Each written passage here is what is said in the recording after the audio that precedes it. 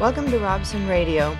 This is the official podcast of the University of Manitoba's Faculty of Law. This podcast is recorded on the original lands of the Anishinaabeg, Ininewuk, Anishinaabe, Dakota Oyate, and on the national homeland of the Red River Métis. This podcast comes to you from the MLT Aikens classroom and was created using equipment kindly sponsored by MLT Aikens. The goal of Robson Radio is to tell the story of Western Canada's oldest law school. Each episode features an interview with one of our professors, directors, staff, students, or alumni, all of whom make our law school an exciting, relevant, and innovative and transformational place to be.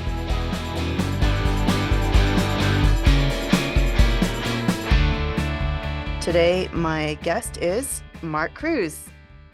He's the Director of Indigenous Legal Learning and Services at Robson Hall, and he's one of our alumni, class of 2015. And he is also an associate with Rees Dick Rogala Law Offices, where he practices criminal defense law, representing youth and adult clients. He also does research, and his research interests focus on the relationship between philosophical ethics, political philosophy, and law, and he has published work on the moral foundations of professional ethics, social justice, education, and Indigenous educational ethics. Not only that, he also teaches a course here at Robson Hall. It is the mandatory Indigenous course called Indigenous Methodologies and Perspectives, but I'll let Marc explain more about that. And today, we're going to talk about what he does. The overall sort of thing I want to get into with Marc today is about the past, present, and future of the training of Indigenous lawyers and the instituting of Indigenous content to, or I guess the indigenization of our curriculum here at the UM Faculty of Law. Well, afternoon, Christine. Thanks for having me. Excited to be on the podcast. Thanks so much for taking the time to talk to me about all this and about what you do. Let's start with the past. Can you tell me a little about what you know of the Faculty of Law's legacy with respect to Indigenous law students? Faculty of Law has had some illustrious graduates, and some of the earliest Indigenous law students to graduate, as you know, were Kenneth Young, class of 74, Marion Ironquill, class of 77, Ovid Mercredi, also class of 77, and the late, great Murray Sinclair, 1979, class of 1979. Right. So if you could talk about our legacy with respect to a non-Indigenized curriculum, despite Manitoba having a high, if not the highest, Indigenous population in Canada per capita, and having the highest percentages of Indigenous people involved in the Canadian justice system, in criminal law, child protection, and I'm thinking of Ovid Mercredi's comments about his law school experiences. If you remember, when he was our keynote speaker at last year's Indigenous Inakonagawin conference, when he touched on that. Right. I mean, I think the legacy of Robson Hall is similar to the legacy of most law schools, and that there wasn't really any Indigenous content in law school or in the legal curriculum at all back then. I know Ovid and the Honorable Murray Sinclair have both spoken about their time at Robson Hall, and specifically, I'm reminded of the Royal Proclamation and how that document might have only been given 30 seconds, maybe a minute in their entire law school experience. There wasn't really an understanding about how important the Royal Proclamation is for Indigenous peoples and for treaty relations, or its connection to the Treaty of Niagara and that Silver Covenant chain of that era of 1764. So the first folk through the door obviously would have just been embedded in the colonial educational systems of the common law and the civil law, which didn't acknowledge Indigenous legal orders as existing at all, or Indigenous politics or governance or sovereignty or constitutionalism. These are things just wouldn't have been discussed. And I can say were rarely discussed even at my time in law school when I graduated in 2015. So that all being said, obviously the legacy of say Ovid Mercredi and Honorable Murray Sinclair and the others They really did set the path forward for us. They, especially the Honorable Mary Sinclair, really gave us a blueprint forward, a path forward, a way to find and look for mutual respect and understanding, and to really highlight that Indigenous law and governance exists and is important and has something to assist all Canadians with. And it's also, from my perspective, part of our civics history. We need to understand treaty and pre-Confederate history to really understand Canada, why Canada isn't the US, how those Indigenous relations with America and the French and the Dutch and all those others really shaped what Turtle Island looks like today. And so if you don't understand Indigenous law and history, you don't really understand the history of this place. And I would argue yourselves, even as Canadians, wouldn't really understand yourselves without that. And you've been doing some outreach, haven't you? Giving talks. Not so your role isn't, you're not just confined to teaching in a classroom here. That's You've right. been teaching about the treaties to other groups in the community. I know I'm kind of jumping ahead to the present already, but Sure. the present is so connected to the past in this respect, where if we don't understand, like you said, if we don't understand the treaties which come out of the past, we don't understand who we are as Canadians. Mhm. So in your role, um, can you talk about where you've Sure. been? Yeah, where you've Yeah, been so going. I have a threefold portfolio, the last one sort of being pathways in and out of Robson Hall. And I consider that a partial way to get into creating relations with other community members and other folk. Also, just at a high level philosophically, I think all of us that have been able to go and get a higher education have a moral obligation to try to teach those around us. A lot of our education is still fairly government subsidized with public funds. Also, not everyone has the gifts to be able to succeed at upper institutions and law schools specifically.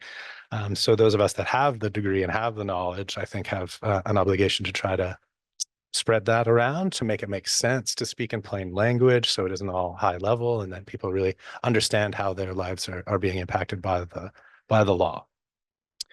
So one of those topics is the Truth and Reconciliation Calls to Action. There's 94. I started focusing on Call to Action 45, which asks the government to have a royal proclamation of reconciliation based on the protocols of the Royal Proclamation, the Treaty of Niagara of 1764, and the Silver Covenant chain. And when I first encountered that call to action, I myself was unaware exactly of that whole history of Niagara and the Silver Covenant chain. And so I was teaching at the University of Winnipeg at the time and had the opportunity to really explore and research that and start teaching that. From my perspective, that call to action can never be actioned because who knows what Niagara is? Who knows what protocols were there? Who knows what Indigenous legal orders were present? Do we understand treaty from an Indigenous perspective? Do we understand what wampum is? All of those sort of things you need to understand, or concepts or history to really get a sense of what that call to action is really about. And once you start digging into the Silver Covenant chain history and the Covenant chain history in general, there is a note that silver needs to be polished. So you'll note that treaty metals are all silver. The Silver Covenant chain itself comes out of discussions of Covenant chain, which sort of started in iron and moved all the way up to silver, with a recognition that silver tarnishes over time and it needs to be attended to, and you need to polish that silver. And that's a recognition that all treaty is a living treaty. It's not a frozen in time document. It's not a contract. It's a relational document that, again, was done in ceremony under Indigenous protocols. And that's why it's an arrangement. I often like to say that treaties are like a marriage document. It's not the end of a relationship, it's the beginning. And that you have to continually have good communications and conversations to make sure that that relationship is strong and vital. That's sort of what polishing the chain is about, bringing back the nation to nation understanding so we can come to a place of mutual respect. And within that is also a condolence ceremony portion where you can bring up grievances of, I remember when you said this and I said this, and you were to bring a gift, say, and you haven't. And so let's try to repair that relationship now. Polish the silver. That's right. And so that's really what that call to action is for. And I think that's a moment where First Nations and the Crown and the Canadian government could come together and have a discussion about what does this relationship mean to us today, and how are we going to move forward in a good way. And that call to action also expresses that we should look to find ways to bring First Nations into confederation. So I take that as, how do we have more representation in our own government for First Nations, and more seats maybe in the Senate, or maybe more provincial like rights. But again, this is a dialogue that we need to have as a country. Mhm. We're off to a very heavy duty start. So that's kind of discussion of the past, but I should backtrack and get into who is Marc. So I neglected to mention where you're from.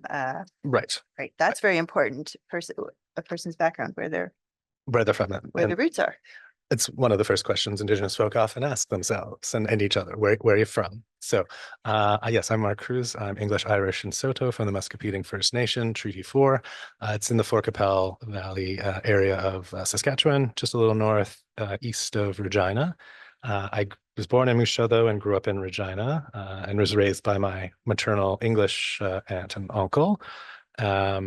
But I've traveled around the country, and I've been in Manitoba since 2008, where I finished my philosophy degree, and moved here to Robson Hall to finish my law degree, and started practicing and teaching, and have continued to today. So I position myself as someone who's reclaiming their identity, who's returning to it. I obviously have a philosophy and a law background, so that's often at a pretty high level.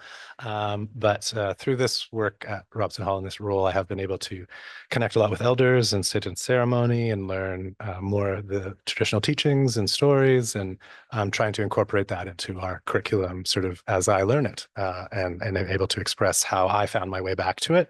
I think it's an easier way for students to engage in it in some ways, because my explanation of how I find this and can put this and synthesize this information for myself is something that I can explain to the students as a path into this knowledge. Because I think there's still a hesitancy to engage with Indigenous legal orders and law, in no small part because there is still a lot of talk of spirit and the creator and things that are secular common law would and philosophies have tried to discredit. So how do we get back to a place of talking about spirit and sacredness in a way that's respectful? And it's okay, and it's welcomed into an academic setting. That's right. Now, you started law school here at Robson Hall in what it would have been 2012? 2012, yeah. You graduated in 2015. Mhm. And right around that time, wasn't that when former Dean Lorna Turnbull was working towards adopting a commitment to implementing the Truth and Reconciliation Commission's calls to action, especially call to action number 28. What was your recollection of that time as a law student? Yeah, so obviously the TRC was coming out at that time, near the end of my law degree, so there was some discussions of that.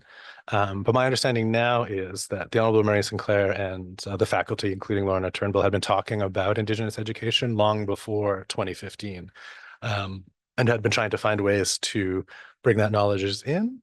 So Honorable Mary Sinclair visited us many times at Robson Hall. We were very lucky and honored to have him many times. He would always give up his time for students, especially. He loved just sitting around and listening and gossiping and just being around the youth and their energy. I think that was really important to him to connect with the young academics coming up. But yeah, when I was here, I would say it was early stages. We were still talking about it. The Indigenous student group had been on hiatus for a few years, and in my first year of law, some law students had just brought it back. So we were sort of a fledgling student group still. We had like one or two events a year, and that has expanded quite a bit now at the current structure at Robson Hall. Mhm. And at the time, there was somebody else in your role. There was the Indigenous student advisor, Wendy Whitecloud, That's correct. she was also the first female Indigenous law professor, That's I right. think. And definitely at the University of Manitoba. Her law degree was from McGill University, I believe. And how, so you've sort of filled her shoes, but nobody can fill Wendy's shoes, of course, but, and also you've got some other aspects to your role, but Right. No, how have Wendy things was changed? a lone voice here for quite some time of being sort of the Yeah. only Indigenous person at Robson Hall in faculty and in sort of support and advocating for Indigenous students. Um, I mean, over the years, then we were able to add some other Indigenous professors, but really Wendy's been the constant voice here at Robson Hall. She created the treaties course, as far as I know, and was able to teach it. I was able to take her course when I was here. And her role was a lot more about student support, though, really working on Indigenous admissions, working on the Indigenous student experience while they were here, and really sort of providing that auntie role into sort of a more elder and residence role, which she has now. So we are still lucky to have Wendy here, and she still meets with our students when they need, and she'll be here as long as she wants to be, I think. We'll try to save space for her. Um, but obviously it wasn't easy for her being a lone voice here for quite some time, and there's pressures to indigenize our curriculum without any capacity, and so that's a limited thing. That's something that law schools across Canada are still struggling with. How do we indigenize our curriculum when we don't have enough Indigenous legal professors and scholars who can teach those courses or provide that in a good way? So we are still in a capacity building place. Was she already uh, making inroads in indigenizing our curriculum years ago, like when you were a student or before? It's my understanding that she was sort of integral in helping create the land-based property course at the University of Saskatchewan. She taught there for many years. So there's been a course at USask where before law school over the summer, students are able to go to Saskatoon and take their property law course. So they have one less class when they come to their respective Canadian law schools. And that focused on land-based learning, but also writing. So it was sort of a mix of understanding that land-based learning is essential, especially when we talk about property from an Indigenous perspective. And that piece is missing from most common law schools still. I'd say there's a few that are doing it, but it's still much more of a classroom exercise course. And then the writing piece, just to help give Indigenous students a leg up. So they had to write a legal memo and just get used to reading cases and just getting themselves familiarized in a more sort of colonial and professional education that many Indigenous students haven't had the opportunity to experience before. Unlike most of our students who have a family member who has been a professional or a lawyer or some other form of post-secondary education, um, given the history of residential schools and colonization, post-secondary is still something that most Indigenous folk are striving towards, but it's not something that a lot of us have multi-generational experience in. When you came to this role, correct me if I'm wrong, but was the first task that was put before you to indigenize our curriculum? And if yes, what was that like? What did you find when you Yeah, came so through that? well, the role is quite interesting Okay. because it was a part-time position that was Indigenous student coordinator. Mhm. I think that came when David Asper was our interim dean. And so that position was filled just in that part-time capacity, That would have been 2020, something like that. 2021. Yes, and then when Dean Richard Jockelson took over, he expanded that position into a full-time position, and then I was hired into that role. And then my portfolio was threefold: Indigenous student service support, indigenizing and decolonizing the curriculum in space, and then the pathways in and out of law school. So some of the first things that I was able to do is, well, I guess also important to note, Dean Jockelson also helped create the Truth and Reconciliation Action Team, which consists of practicing Indigenous lawyers, mostly in Winnipeg. I'm still trying to expand that further now. But we had and do still have over 20 Indigenous lawyers who I'm able to meet with and discuss curriculum and just the law school experience and just engage with the lawyers and get their perspective on what they'd like to see. So we wanted to have a mandatory course that was sort of given as we need to fulfill the role of TRC Call to Action 28, which called on all law schools to have a course that discusses treaty, residential schools, United Nations Declaration of the Rights of Indigenous Peoples, um, we've included mass claims, criminal justice, murder, missing Indigenous women and girls, and two-spirit, and gendered violence. Um, and I had been teaching a course at the University of Winnipeg, which also met those requirements for that university. So I had a template coming in, which I'm sure actually didn't hurt me getting this job. And I was with some help from the TRAT team and some faculty here. We mentioned Lorna Turnbull. She was integral in reviewing the syllabi, and so was Karen Busby. And so, yes, we were able to actually get that sort of through and approved by our faculty council unanimously in the first 4 months. And then we had it through Senate. And so within my first 12 months here, we were able to have it on the books and start teaching it in my second year here. And it wasn't for first year students, but for upper year students, wasn't it? That's right. It's a second year course. Right. Just given how our curriculum works, there isn't a lot of space in first year for it. So we've placed it in second year. And that also gives students a chance to review some Indigenous case law and constitutionalism, get a sense of criminal law and what we know as Gladue factors, just have some more familiarity with some of the terms that we were going to be talking about in the mandatory course.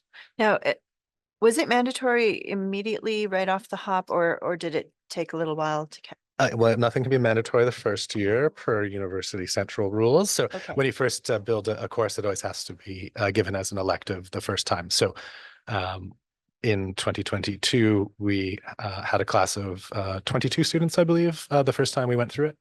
And that was filled with second and third years. Okay. But this year, it's for sure everybody in upper year has to take it. Yes, every second year law student last year and this year has taken the course. We actually have our final exam on Thursday for this year's cohort. Excellent. And just noting that this is being recorded in December during exam week. Right. So that's why exams will be long gone and everybody will have done marvelously by the time this airs. That's right. Yeah. All the nerves will be over. Yes. But it's any law students coming to the Faculty of Law at the University of Manitoba here at Robson Hall can expect to take this course at some point during their law school career, thanks to you. So can you tell me about the indigenization of curriculum, our curriculum in particular? Does that mean going through every single course that we teach and finding where, like, for example, property law in first year?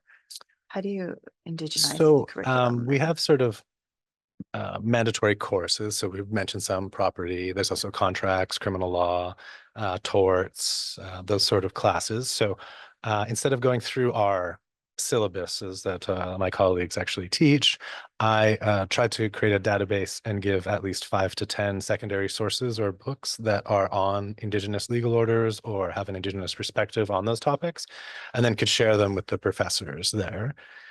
And then is it up to the professor to incorporate those resources into their class, into their teaching? Right.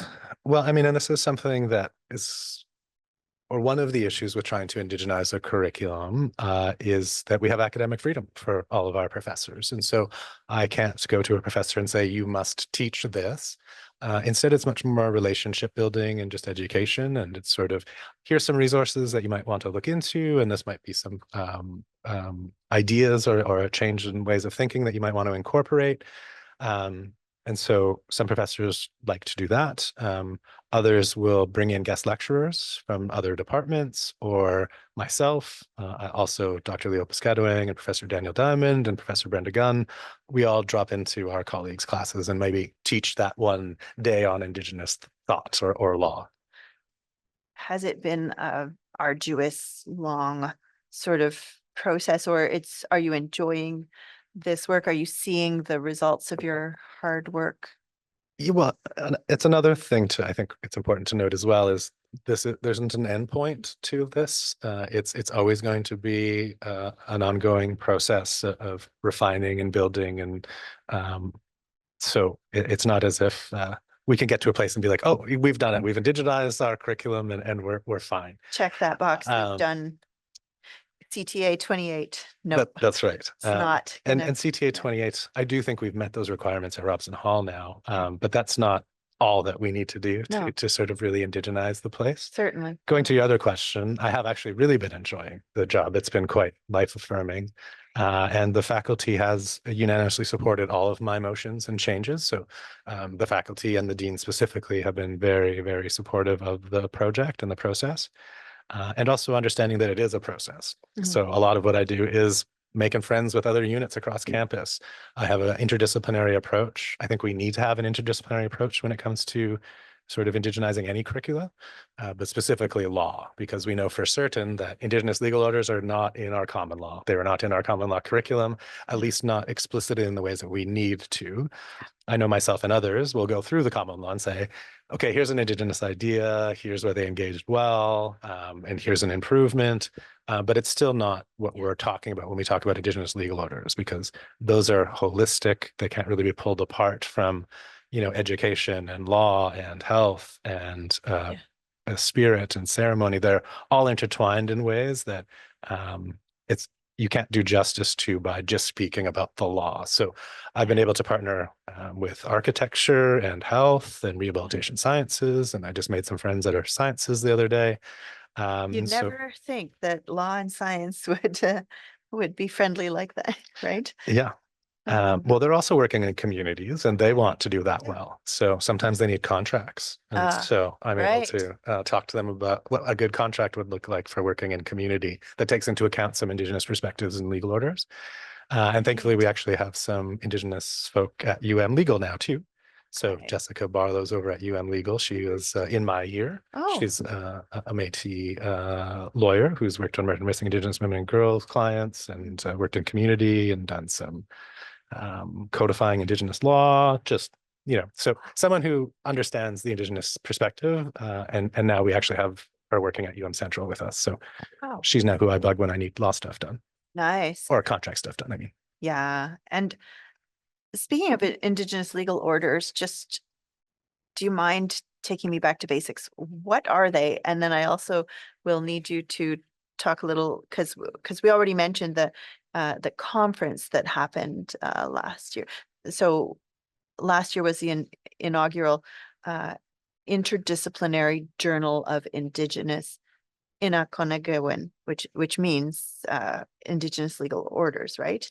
Can In you Anishinaabe and Akakwewan means sort of a ruling, coming to a decision, finding the law together. Like it's not just law in that sort of finality sense, Mhm. which is something to understand about all Indigenous legal orders is there isn't this sort of pure final decision. It is something that's always in flux and in moving, and there's many ways to tell the same story to different audiences at different times to react to different things. So even defining Indigenous legal orders itself is somewhat difficult. It's kind of a catch-all. It includes things like story, but also land-based learning, things like fishing and berry picking, and even how to walk through Turtle Island in a good way, and agriculture, how to health and medicines. All of these things are Indigenous legal orders because, as I mentioned before, there is that holism. And when we say holism, we mean like the whole. So again, from an Anishinaabe perspective, there's the Minobizadawewan, which is like living a good life. So it's instructions on how to live well. So in our common law traditions and civil law, there's often like a statute or a code of rules. Don't do this, don't do this. This is over the line. This is a breach of contract.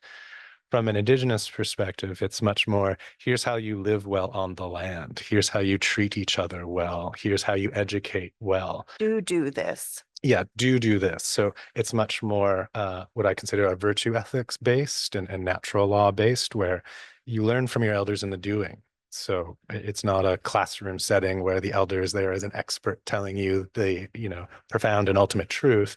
It's an elder who is, this is how we live on the land. This is how we treat the animals well. This is the offering we give. This is the gifts that we give to our other communities that might be in need, or just that we have a treaty relationship and we share. And that's Indigenous legal orders. That's right. Interdisciplinary, you mentioned already. It's so important to be interdisciplinary with this. Can you tell me about the journal? Right.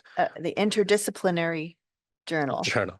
Yeah, so it is under the Manitoba Law Journal banner, in no small part because the Manitoba Law Journal has been sort of a foundation of Robson Hall for quite some time. And what I enjoy about it more is that it's open source.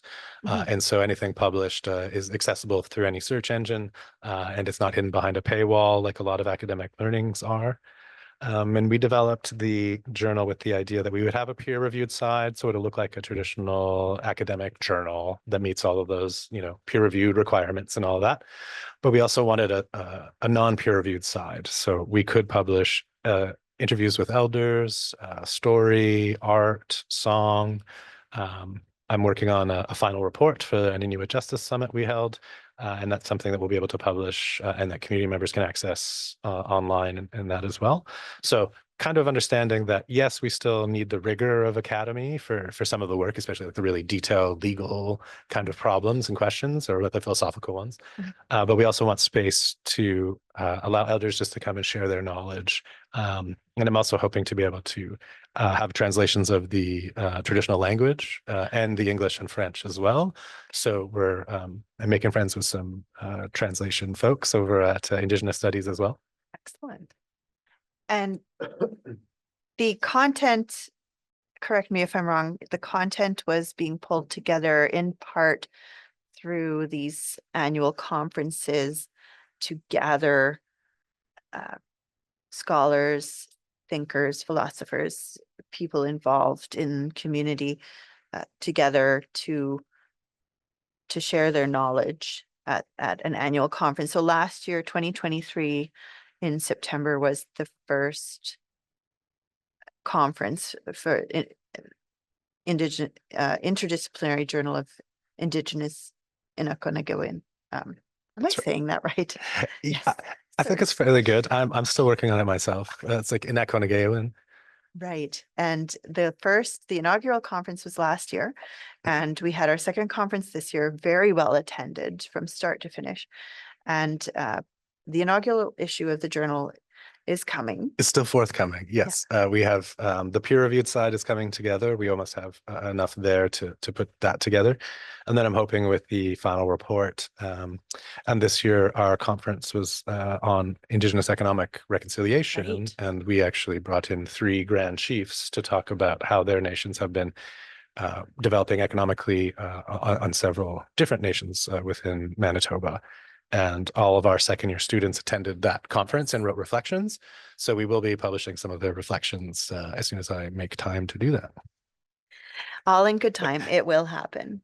But that is a very big piece of some of the work that you're doing, like organizing this conference, spearheading this journal, very important segments of our community and that are making great contributions to the indigenization of our law school and bringing together people in community. Community outreach is another big piece of what you're doing. You're like an ambassador of the law school, going out there to different community organizations, but also last May, I believe you organized a very large forum that came to the law school. What was that about? Can you tell me about it? The Inuit forum. Right. And so that was, I believe we did that in May. We partnered with Victoria Perrier, who is an Indigenous lawyer who practices a lot in Rankin and Iqaluit, but came back to Winnipeg and just knows all the gaps in services and the interprovincial, interjurisdictional issues that Inuit face when they come down to Manitoba for health and education and that sort of thing. So we were able to join together with the law foundations of both provinces and host a summit. We brought in over 10 elders, as well as community organizations and community services, just to talk kind of about not just to find the gaps in services, but what's working well, what are the needs, what organizations are already doing things and working to connect all of those pieces. And then with the idea of, do we want to create an Inuit Justice Center? And if so, what would it look like and how would that be serviced? And so we had a 2-day conference, including workshops with breakout rooms. And so again, that's that final report I'm talking about. We're trying to compile all of that. We had an articling student do a big research memo paper for us. And that's going to be sort of the foundation for it. And then all of the comments and things that we learned from the summit will outline sort of next steps. So we're hoping that we'll publish the final report, look for another round of funding, and then go to Nunavut to look for a board of directors, because Victoria and myself are not Inuit. So we just want to help facilitate and get this moving, but ultimately it should be governed by the community for the community. Yeah. And I can help service with students, and Victoria can sort of help continuing that the legal lawyer side of things. If someone needs support, or a defense lawyer specifically, she'll be able to assist there. Yeah. Yet another way in which the law school is helping That's the right. community. And on that note, can you tell me about the clinic? Right. We have a clinic. We call it an externship because we've partnered with an external partner. So Cochrane Sinclair has partnered with Robson Hall for an externship. We also were briefly partnered with Seven Oaks School Division to teach high school students, and Wow. but we are pivoting from that because we're doing a lot more community engagement and education in communities. The new program that we're developing, well, I guess just say when we started, we created a record suspension and status application clinic. Okay. I've been shopping that around and taking it to community, and there wasn't a lot of interest. Okay. When I went to community, they were asking for information about wills and estates and public trustees and powers of attorney. Right. So working with the externship students, we created a little PowerPoint, 4 slides, just to go through some of these things. Because the Indian Act is still governing legislation on First Nations, and the minister has ultimate authority over your property unless you have a will. So just getting the messaging out that a will protect you from the minister. So that's something you should. Stuff nobody ever tells you, and yet aging and passing away is a part of life. It's nobody can avoid that, and this is so critical. This information is so critical for the communities. So. Right, especially because it's an imposed outside system. Right. So when I go into community, they're like, well, I know my laws and I know my family and I know who should get my things, because, who should take care of my, relations after I'm gone. Why do I need this common law piece of paper? Right. And then I have to say, well, because unfortunately the colonial government still has the Indian Act, which imposes these restrictions on you. And if you don't have these protections, your family could be left sort of fighting or trying to sue the government for your property rights. So that being said, with Cochrane Sinclair this year, we are developing a clinic to go to communities to create free wills. So students will be drafting wills in community for community, and then those wills will be reviewed by lawyers at Cochrane Saxburg, and then we'll be able to return those back to the community, and we'll see how much we have for capacity. But for now, the Robson Hall and Cochrane Saxburg will be able to cover all the costs. Cochrane Sinclair, formerly Cochrane Saxburg. The firm formerly known as. Yeah. But yeah, so it will be free for the communities. And I have good partnerships with Saging. So we'll be starting in Saging with the clinic. This is amazing to be in law school and already be learning how to draft wills and also interact with clients and to be going out there. So have you seen how the students are reacting to this mode of learning, to these externships, or has it? Very much so, yeah. So part of it is that educational piece. So all the students in the externships have the opportunity to create kind of their own little PowerPoint presentations and be a teacher for a day in different classes and capacities. So it's a little struggle for some in public speaking, but it's an essential skill, I think, for lawyers to be able to teach and be able to explain complex things in ways that, a high school student can understand. There's a lot of value in that. And as you learn how to explain something, you're also absorbing that as learning for yourself, right? That's right. And learning to understand better what you're explaining to people if they ask you questions about it, right? Right. And I'm there for support. If there's a question that's sort of beyond them or they want to have someone to fill in, I'm there to sort of be able to frame the question or assist them. That's a, yeah. yeah, that's a marvelous opportunity for students. How many students are allowed to sign up for this each year? Well, there's no real cap. I had 6 the previous 2 years, but only 2 this year. Um, so I'm hoping to get back up to 6 for next year. And is it all Indigenous law students or can you be It's a, open to any okay. any Robson Hall student. I do prioritize Indigenous students if there were to be a capacity issue, but there hasn't been a capacity issue yet. Do you think some Indigenous law students might be motivated to go back to their communities and practice law there?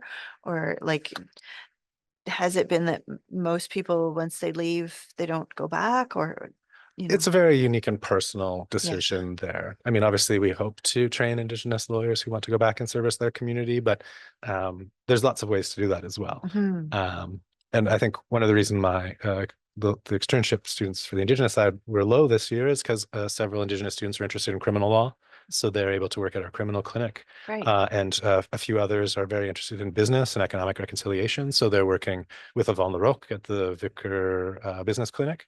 And so it's not to say that my externship's the only way that they're going to find and be able to get clinical experience with Indigenous peoples and for themselves. So There's all aspects of law, not just criminal, not just child protection, all aspects of law Yep. have an Indigenous aspect to them, right? Mhm. So, and as you've just mentioned, our clinics uh, include Indigenous aspects, business law. Um, do we have a family clinic? Yeah, we have a family We do. clinic through our UMCLC. So our partnership Right. with Legal Aid has been expanded from criminal law into child protections and prison law. Right. And so the students are getting cultural competency training through that clinic now and having opportunities to represent criminal clients, family clients, and those incarcerated. About what percentage of our graduating law students would you say are leaving Robson Hall with some kind of experience, cultural competency, hands-on learning with Indigenous clients? I think all of our Yeah. students are exposed to it now, for sure, in our different capacities. You know, it's going to come up in negotiations and in advocacy, criminal, constitution. In our course, Indigenous methodologies and perspectives, we have a trauma-informed class. I often and I speak about gendered violence from an epistemic injustice perspective. Right on. But how we're damaged as knowers or how we're harmed as knowers when the world doesn't accept your worldview or your truth, you can't even speak from your lived experience. And that's where there's real violence in that. And then for your larger point about spirit and land base, we're still fairly light on that. That's something I'm trying to expand and build upon. In orientation week, I am able to take the students for a land-based talk along the river that I do and take them to the Truth and Reconciliation Research Center, Right. where they get the presentation. And this year, I was able to offer a smudge to the entire first year class. And so they were able to experience that before we headed off on our day. Right on. Encouraging Indigenous youth to consider law as a career. Wasn't there a program recently of, I think you may have talked about it, where the law students were going out to high schools? Is there ever an occasion or event where our law students are going out still to talk to high school students to encourage them to consider law as a career? In a few ways. So directly in communities. So Seguin again is a drivable community. So and I've had connections there because I've been practicing. When I was a student here, I was a student supervisor at the UMCLC clinic, and I had a circuit court. So I was a defense lawyer in Pine Falls. So I was driving out there since 2012, 2013. Do you have connections there? So I've been working in that community myself, building relations for a decade, and then my partners with health have also been working there for even longer. So University of Manitoba has really good inroads with that community. So we've gone out there to the high school twice now to give presentations, and we'll be going back in the spring again for furthering. The last talk we gave was mental and spiritual health while navigating the education and health system. So I was able to go and give a presentation, and then my 2 research assistants, one of them is an externship student, gave talks from their lived experience and how they navigated the education system and their own mental health and struggles and spiritual health through that. What kind of responses do you get from high school students?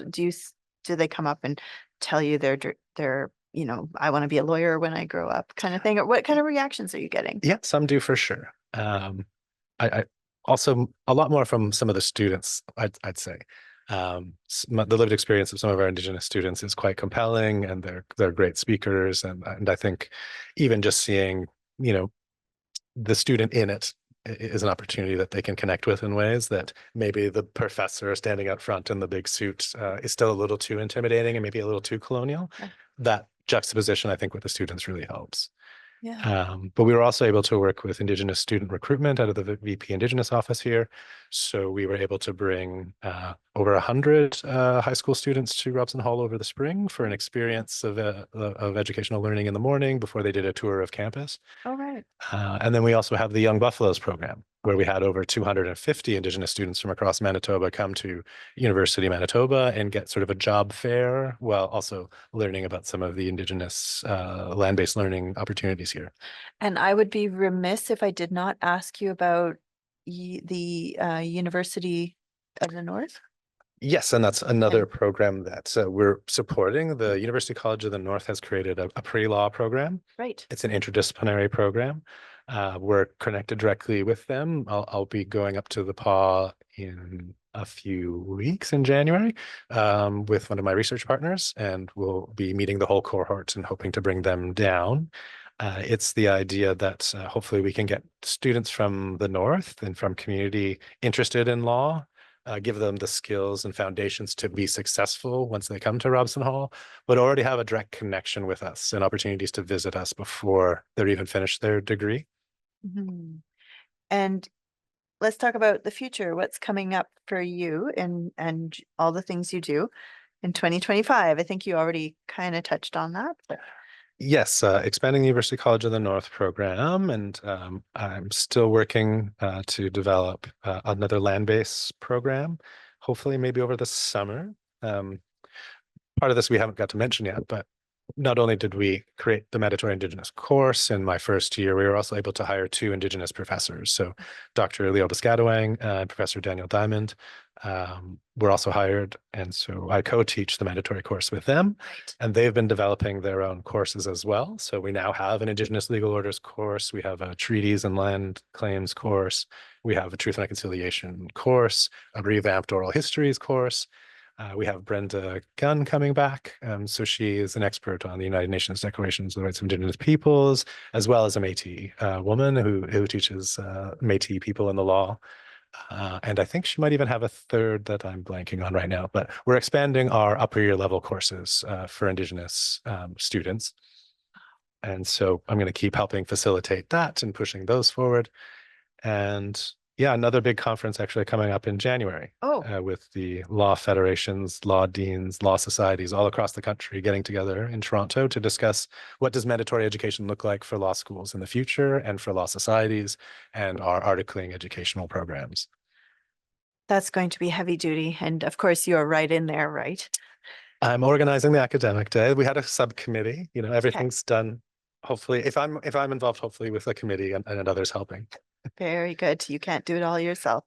So you play no small role at all in the faculty here at Robson Hall. Well, and since we're in a podcast space, I'm also hoping to start and create a podcast on Indigenous legal orders and relationality in education with my research partner, Margaret Hart from Occupational Therapy and Rehabilitation Sciences. Um, she has a PhD that she just completed on Wagotwan, which is relational understandings and how to use relationality in pedagogy. So how do we incorporate relationships and relational understandings into the occupational therapy curriculum is what she's focused on, but in health in general, and some of those ideas of like braiding the education throughout instead of this notion of like a one and done kind of class. Right. This is like a holistic approach that we need to be thinking about relations and how we relate to our students, but also how our students relate to our clients and the world and information in general. So we hope to bring in knowledge keepers and elders from different nations across Turtle Island to discuss some of these Innu legal foundations, which Margaret Hart is a knowledge keeper of and a natural speaker of her traditional language. Oh, wow. That's really going to be amazing for law students as well as everyone else, for university students in all disciplines, no doubt. Right. And then hopefully we'll be able to publish the transcripts in our digital side of our IJII journal. Oh, wow. That's a lot. That's Right. amazing. Try to find synergies in all the projects. Very good. It's also important to note, like one small part that I mentioned was that the Indigenous Student Association was just sort of getting back together and getting a presence when I was here. Mhm. Since I started in 2021, there was a strong presence already. Our MILSA students, the Manitoba Indigenous Law Student Association, sits on our faculty council meetings, Right. sits on our admission committees, sits on our disciplinary committees, sits in our equity, diversity, and inclusion. They have their own office space downstairs now and share some governance with the MLSA, that's our larger student association. Manitoba Law Students Association, Manitoba Indigenous Law Students Association. Yes, and so they work Very- together quite a yeah. bit. And they're integral to all of my work. Mhm. I need to engage with the students to see how things are going, but also that's essential for I need help with these Yeah. projects and we need to build together. Yeah. And so there's a strong working relationship with myself and the student governance. Yeah. And as we get more and more Indigenous students, I envision this to just keep growing and getting bigger and bigger. Oh, So we're about 16.5% Indigenous students now here at Robson Hall, okay. still with a goal to push to 20% where we Okay. can and when we can. Very good. For the whole time that I've been here, the Manitoba Indigenous Law Students Association has been very active with some amazing students driving their events and all the activities. They're very active with uh, Louis Riel Day, sharing cultural activities, and then National Day for Truth and Reconciliation, and there were a number of other very interesting panel discussions that were organized in the past. Too many to name, but Mhm. anyway, we have some amazing students at this school, and we wouldn't have jobs without our students. So, for sure. Well, this is why we're doing the work. Yeah. But yeah, as noted, there's the co-creating learning environments and understanding that our students are soon to be our colleagues Mhm. and peers as well. They get out in profession real quick and real soon. And some of them come back to teach That's right. and develop our programs. Yes. Well, and I'm going to keep bugging them because we have a lot of work to do. This is a very compressed, very rich 3 years of their lives That's right. that are going to have a lot of impact. And it's just amazing to see how they learn and grow, and then are already contributing in big ways to the world, when, not much longer after we say goodbye. And sometimes we're welcoming them right back. So Mhm. Yes, we are also trying to encourage some of our students to go into a master's program because, as I said, we need some more Indigenous legal academics. yeah, And our master's program is sort of well suited for a quick turnaround that's in that great. it's still just a one-year program if you can facilitate that. And with an LLM, there's many teaching opportunities at a lot of law schools across the country. That's right. You don't exactly need a full-scale PhD to teach in law schools. Our Master of Laws recently had a few changes. For one thing, there's 6 sort of themes you can specialize in, like business law, criminal law, uh, and there's the law in society and a number of other Right. thematic areas you can choose to specialize in. But also, that's right, you can complete it in 1 year. And it's a course-based for some now. There is now a course based. It doesn't only have to be thesis based. That's right. That's right. And you don't necessarily need a Juris Doctor or LLB degree anymore To apply to a to master's, no. apply to a master, but you should have a sort of complementary Right. undergraduate degree So to I'm apply. I'm sort of envisioning and hoping for, an Indigenous studies major who wants to get a master's in law, just to sort of get involved and get that conceptual understanding of the common law.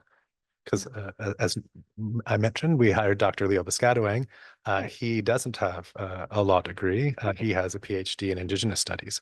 Mhm. And with that understanding that Indigenous legal orders are more likely in that department than ours. Right. So he was able to explore treaties and oral histories throughout his master's and PhD program. Mhm. And his PhD was on codifying treaty educational rights. Right. So And he just published a book, was it last year, on Indigenous legal orders? that's the one I was just speaking about. He turned his PhD into a book reclaiming Anishinaabe law, Right. talking about codifying that Indigenous education law to meet the provincial requirements. Right. And the annual deadline to apply for our Master of Laws program, just to give it a plug here, is December 15th. December 15th. So just passed, but every year it's at December 15th. Exactly. You've got next year. Mhm. So that's a very good point. Thank you for raising that. That's all the questions I have for you today. Thank you so much, Marc Kruse, Director of Indigenous Learning and Services here at Robson Hall, for joining me. Yes, thanks for having me, Christine. It was a fun conversation. Very good. All right, take care, and we'll see you in the next one.